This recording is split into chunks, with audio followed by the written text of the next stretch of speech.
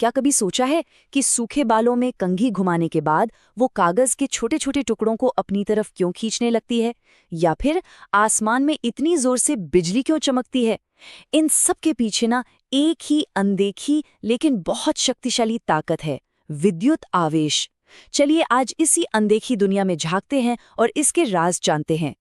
तो आज के इस सफर में हम 5 जरूरी पड़ावों से गुजरेंगे।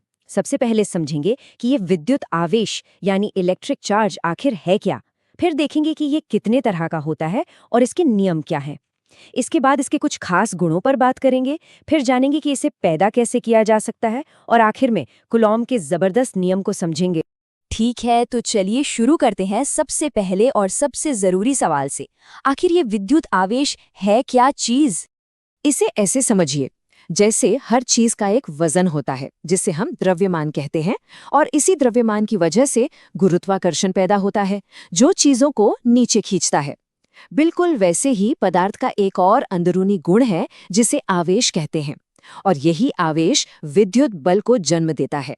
एक ऐसा बल जो चीजों को खींच भी सकता है और धकेल भी सकता है।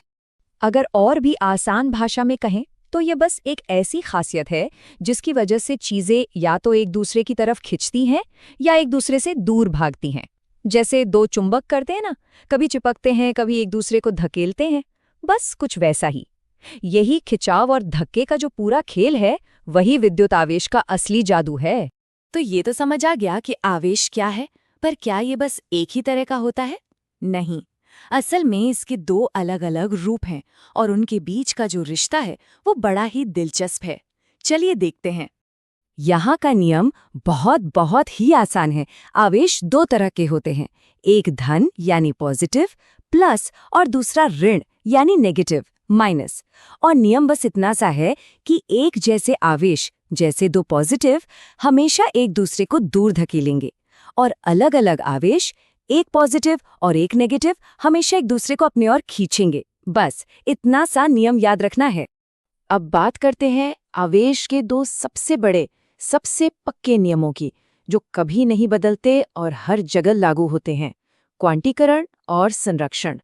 क्वांटीकरण शब्द सुनने में थोड़ा भारी लगता है ना, पर इसका मतलब बहुत आसान है। सोचिए, आप बाजार गए अंडे खरीदने, तो आप हमेशा पूरे अंडे ही खरीद सकते हैं, 1, 2, 10, 12। आप कभी भी 1.5 या 2.25 अंडे नहीं खरीद सकते। बिल्कुल इसी तरह आवेश भी हमेशा एक तय पैकेट में ही आता जाता है।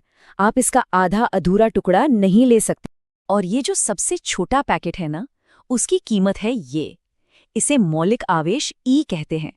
ये संख्या बहुत ही ज्यादा छोटी है, पर कमाल की बात यह है कि दुनिया में कोई भी आवेश हो, वो इसी छोटी सी संख्या का कोई पूरा गुणा होता है। ये फॉर्मूला बस उसी बात को गणित में कह रहा है। यहाँ Q मतलब कुल आवेश है और N हमेशा एक पूरी संख्या होगी, जैसे अंडों की गिनती। ये कभी भी 1.5 या 2.75 नहीं हो सकती। मतलब आवेश के पैकेट को तोड़ा नहीं जा सकता। और दूसरा बड़ा नियम है संरक्षण का नियम। ये कहता है कि किसी भी बंद सिस्टम में आप आवेश को न तो बना सकते हैं और न ही उसे खत्म कर सकते हैं। ये कुछ पैसे जैसा है। आप इसे एक जेब से निकालकर दूसरी जेब में लग सकते हैं, पर आप इसे हवा में पैदा नहीं कर सकते और न ही इसे गायब कर सकते हैं। यहाँ देखिए, एकदम साफ पता चल रहा है, किसी भी लेन देन से पहले सिस्टम का जो टोटल चार्ज था, लेन देन के बाद भी टोटल चार्ज बिल्कुल उतना ही रहता है। भले ही आवेश एक चीज से दूसरी पर चला गया हो, लेकिन उनका कुल जोड़ हमेशा हमेशा बराबर रहेगा। अच्छा, नियम तो समझ लिए, पर असल जिंदगी में चीजें चार्ज होती कैसे हैं? कभी सर्दियों में स्वेटर उतारते वक्त चट-चट की आवाज सुनी है या हल्का सा करंट महसूस हुआ है? बस चलिए देखते हैं कि ऐसा क्यों होता है। सबसे पहला और आम तरीका है घर्षण, यानी चीजों को आपस में रगड़ना।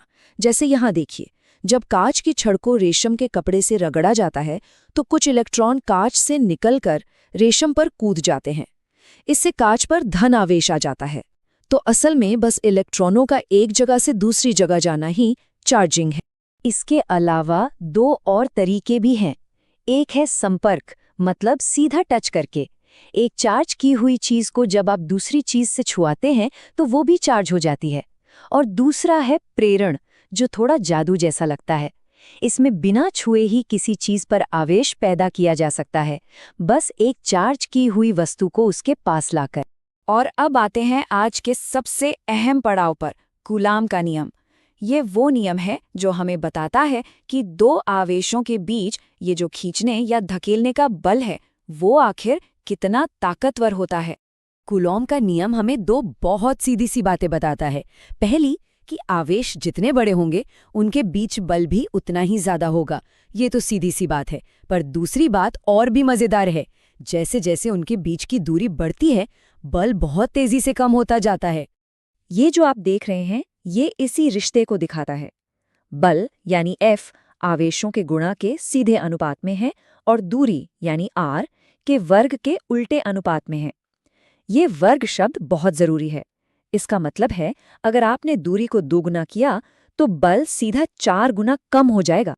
और जब हम इसमें एक कांस्टेंट K को जोड़ देते हैं तो हमें एक पक्का फॉर्मूला मिल जाता है।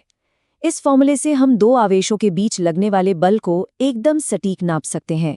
ये K इस पर निर्भर करता है कि आवेश रखे कहाँ हैं, हवा में या पानी में। तो चलिए फटाफट से देख लेते हैं कि आज की सबसे जरूरी बातें क्या हैं। पहली, आवेश एक अदिश राशि है, यानी इसकी कोई दिशा नहीं होती, सिर्फ मात्रा होती है। दूसरी, कूलाम का नियम छोटे बिंदु जैसे आवेशों पर सबसे अच्छा काम करता है। तीसरी, ये बल खींचने वाला भी हो सकता है और धकेलने वाला भी। और सबसे जरूरी बात, दूरी बढ़ने पर ये बल बहुत तेजी से कमजोर पड़ जाता है। और अब जाते जाते एक सवाल, ये बल बिना छुए दूर से ही असर करता है, पर कैसे? आखिर इन आवेशों के बीच की खाली जगह में ऐसा क्या है जो इस बल को एक से दूसरे तक ले जाता है? खैर, इस सवाल का जवाब एक और बड़ी ही दिलचस्प कहानी में छिपा है, जिसकी बात शायद फिर कभी